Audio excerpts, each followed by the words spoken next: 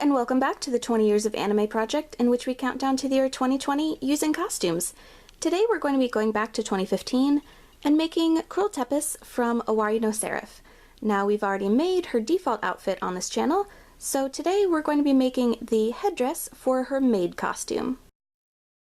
To make Krul's headdress, we're going to start with a rectangle of white matte satin, and we're going to apply some fusible interfacing to the back of it to make it a little bit stiffer. On the shorter sides of the rectangle, fold the edges inward and sew them into place on both sides.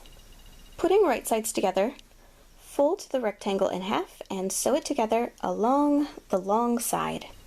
Trim away the excess material from the seam allowance. Then we're going to turn it right side out and press it flat. Next, we're going to sew a line of stitching along the bottom edge of the rectangle to create a channel to insert the headband.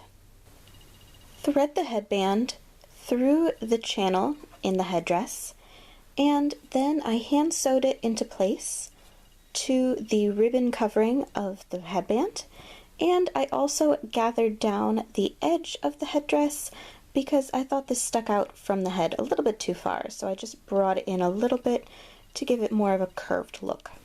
Now it's time to add the embellishments to the Maid headdress. So I used some black satin ribbon and sewed on some bows onto either side, and because Krul is a vampire and I wanted to make this a little bit extra, I took some metal bat charms that I got from Joann's in their Halloween jewelry section and sewed them to the center of the bow. And with that, Krul's Maid headdress is done. For more cosplay tutorial videos, please subscribe, and thank you very much for watching.